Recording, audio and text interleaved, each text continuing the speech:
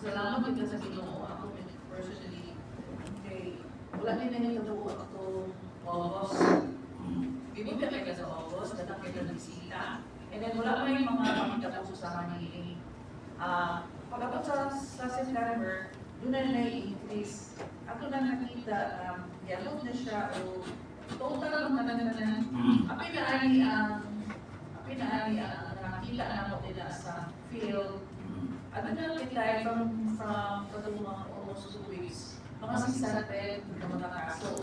Pero sa amin yung 600 na mga kaso, ay mga HWB alam ko ito pamilya.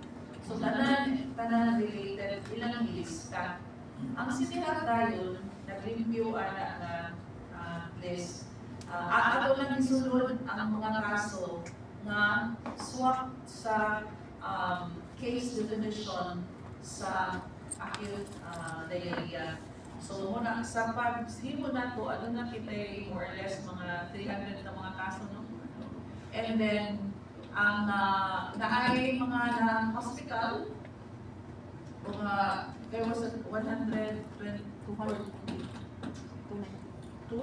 hindi na ko makita yung mga 200 kapatid, no? Mga kaso. Pero din isa sa atong lalabas sa atong mga private hospitals. Pero dala sa mga pasyente na outpatient lang, lang siya sa ER, dadaan lang siya kambal, nasa na yung mga pasyente na nalang sa balay, o copy-paste na lang ang mga tambal sa mga silingan at siya ipag-inom or sa nila ipag-inom. Okay, wala na sila na itong mga hospitals or health centers. Pero sa itong Jerboha General Hospital, isa lang nag-meet daghan case na lang ang ilang ibang outpatient na.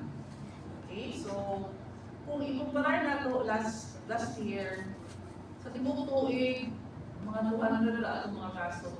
So, yun na nasa September lang na yung mga 600 ito na walang dito mo na ako na dahil activate atong incident command system. Pero, masalamat ko sa Ginoo, after nagatong na mga atong ipanghimo, interventions, no, binagit sa mga specific mga areas of concern na ito kita na focus, wala na sa tayo kaso na link to that mga areas na atong ipagpadaan na mga interventions.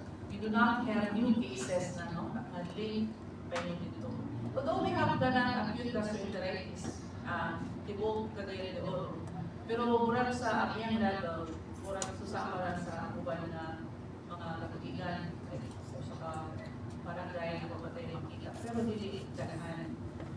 Sa lingon mo na, ang acute gastroenteritis or ang bisan ang pagkalima, acute na diarrhea, response sa body, aron nga kung sa iyong nakaon, or tubig, or pagkaon na medyo dili maayo, iyang mapagawas sa pinakadali naman.